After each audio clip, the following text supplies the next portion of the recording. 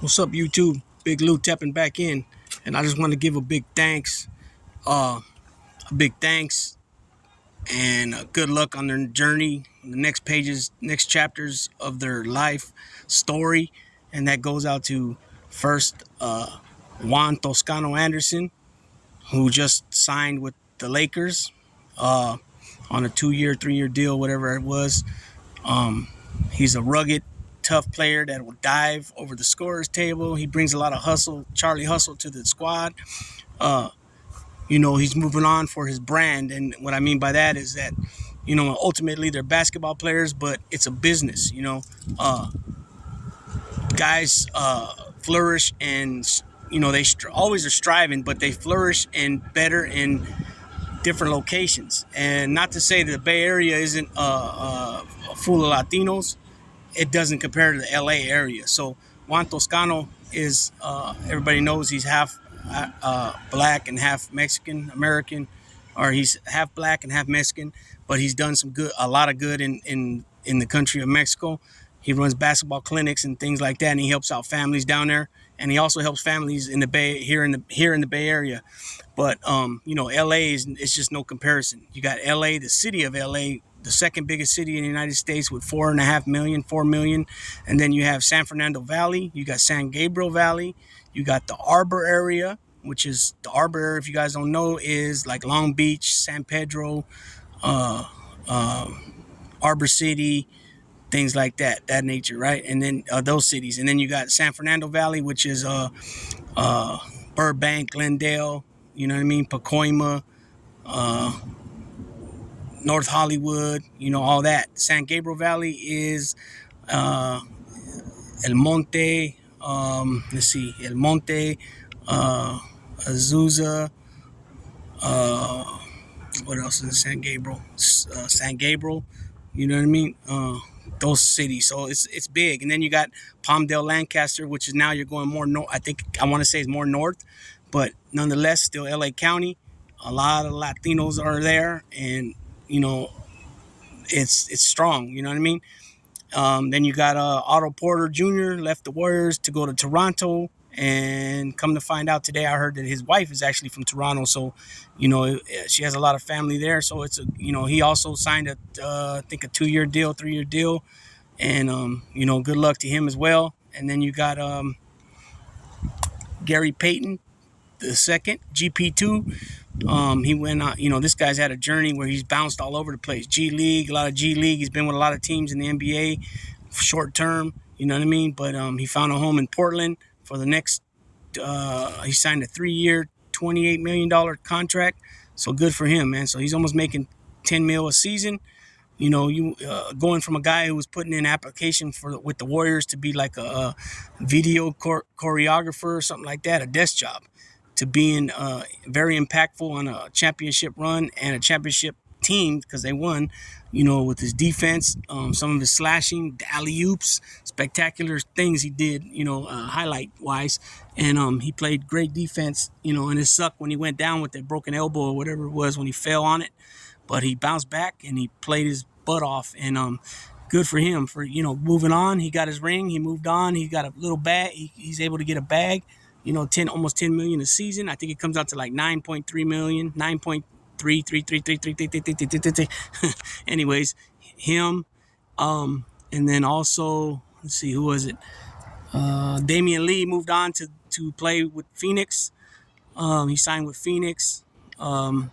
He's a 15th man off the bench, like the last guy on the roster, but he's like the best 15th. If you compare all the 15th men on all the teams, he's number one. You know what I mean? He could do his thing too, and good luck to him. And then also we lost Belly. Belly decided to go back to Europe and play in one of the Europe leagues. I'm not sure which one. He's from Serbia though, and I heard Draymond say that him and they end up getting they end up getting real close. And Draymond says he likes his style of play, which I do too, and so those guys are going to be missed. Thus far, we've only signed Kevon Looney, and he was generous too. Kevon Looney could have moved on and got a lot more money than he got, and he could have signed easy for 10 million a season. I think he signed 3 seasons for like 25 or something like that. So a little over 7 million a season. So he, that's what real cats do, man. A lot of people, once they get that ring and they show that they're worth money, they move on no matter what. Guys like him and Draymond, and look what James Harden did. James Harden over there in Philly, he took instead of opting in on the 47, the max deal that he could have, he decided to renegotiate his contract, take like 10 million less a season, but sign for more seasons, and that way that 9, 12 million, whatever it was, it opened up for Philly to pick up 2, 3 pieces to add to their hopeful championship run team. You know what I mean? So they picked up PJ Tucker. I know for sure already. He's a beast when it comes to rebounding, the defensive end. You know what I mean? Plus they played together. Plus Daryl Morey's the GM from Houston, and now he's the GM there, which both those guys play for the Rockets. But anyways, back to the Warriors. Re-signing Kevon Looney. If you guys haven't watched, go watch the Kevon Looney. There's a little segment they do on Kevon Looney and his family, his parents, mom and dad. They're awesome people, down to earth people. From Milwaukee, they love the Bay Area. They love the Warriors. You know what I'm saying? And then the Warriors also picked up Dante Vincenzo. To try to replace that 2 guard, sometimes 3, that can guard, on the wing. He can knock down some shots on the. They try to help replace GP2 with Vincenzo, and we'll see what else happens after that. But again, good luck to those guys who moved on from the Golden State Warriors and are collecting more money because of their play, and that's what it's all about. It's a business. Oh, back to Juan Toscano. What I was saying was, it's a business. He's Latino. He'll have a lot more backing there. He said that the Warriors was his favorite team growing up, but Kobe was his favorite player. So that's where the Laker Warrior, whatever, however you want to state it, comes into play. But like I had mentioned, Juan Toscano, he had a base of operation in Mexico. He was playing for one of the teams down there, but he helped a lot of families. Like I said, he had a basketball clinic. He has a brand, you know what I'm saying? So by him going to LA with the huge Latino base that's there, and that's just not Mexicans, it's, Central Americans. There's some Cubans there, there's some Puerto Ricans there, Latino.